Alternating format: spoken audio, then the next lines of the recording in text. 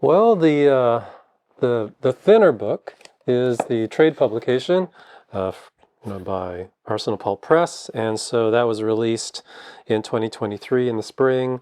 And to the left of it is the artist book version, and that is a special limited edition of 50 copies, and it contains the book signed by myself, as well as all 13 of the equirectilinear, or is it equirectangular? I always get them mixed up.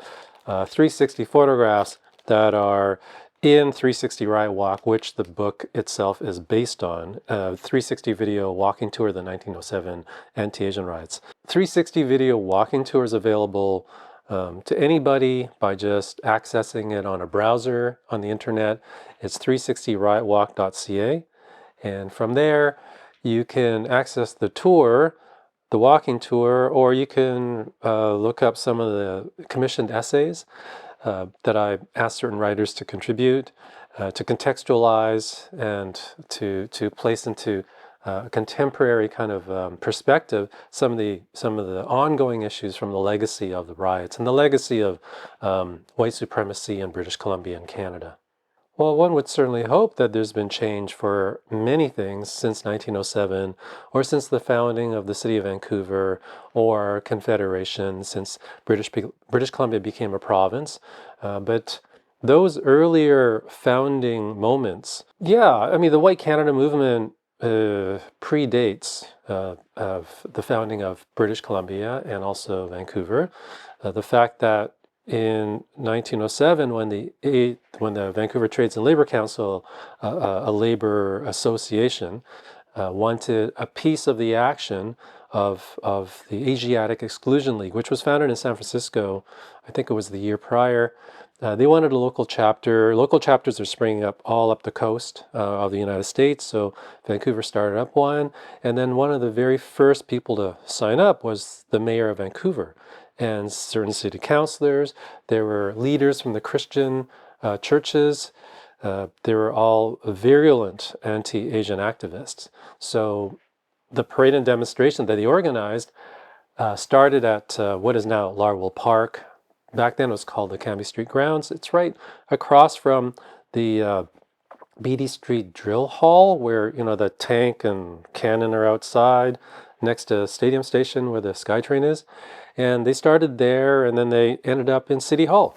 And the speeches, virulent speeches, were made at City Hall, and they had invited guests from the US and New Zealand who were anti-Asian activists. So it was fully supported by the city to this drive to keep Asians from coming into Canada. And the Asiatic Exclusion League was an organization that wanted to change laws, but would also condone violence if necessary. One of the very first things that British Columbia did when it formed a government was to take away the rights to vote for Indigenous and Chinese people. So, and then BC also very quickly passed a head tax against the Chinese, which then they managed to successfully lobby the federal government to then pass. So, have we come a long ways? Yes, we've come a long ways. I mean, but sometimes it was external forces that resulted in giving people back their vote after many, many, many, many decades. And one of them was after the Second World War, Canada became part of the UN, and UN passed a human rights declaration. And then Canada went, oh, we better clean up some of our mess that we've created with our restrictions. So yeah, there's a lot of steps that have been positive. As we've seen around the world, and especially with our neighbors to the south, things can go sideways and backwards really quickly. And history shows us that we need to be on our guard. We need to work towards positive change rather than negative. For one of these previous projects that led up to 360 Riot Walk, I did some research on what people might have been eating around 1907. So I did this pop-up food project called Riot Food Here that was set up along the route of the parade and demonstration and then the riots of 1907.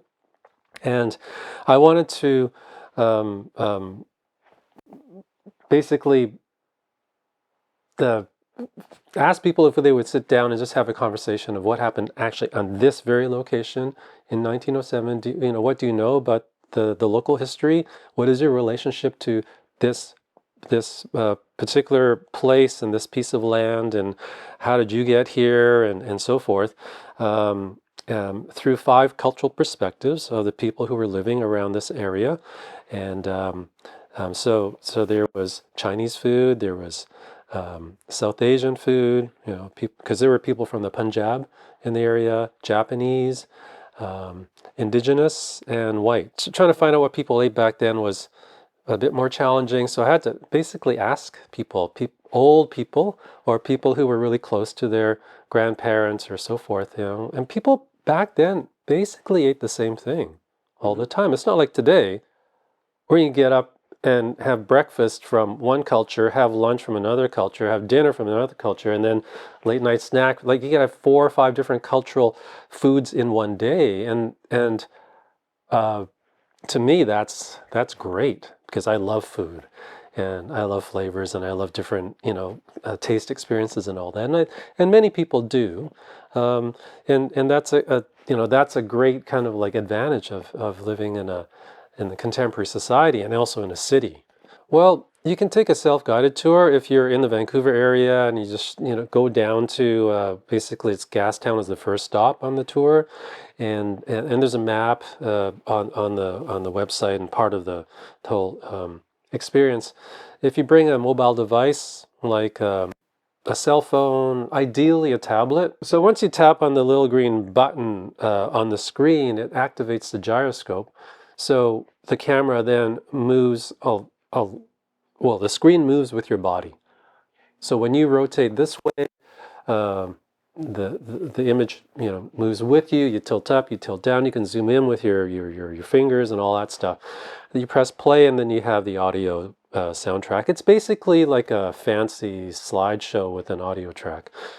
Had to kind of scale it down, simplify it, because when you're outside and you're standing on the street, there's the world going around you. And initially I wanted to create a video and be kind of sort of immersive. It's immersive in that the world is you're immersing yourself in the world, but didn't want to walk into somebody to make a mistake sort of and walk across the street and get hit by a vehicle, being distracted by their screen and their headphones, right? So had to completely simplify it so that you go to a certain location, you set yourself up with the tapping this and that and pressing play, and then you can observe the relationship between what you're hearing, what you're seeing on the screen, and the surrounding world, which has changed physically in some cases, but in other cases there's still buildings that have been around since 1907 and earlier. It's ironic in some ways to start off with a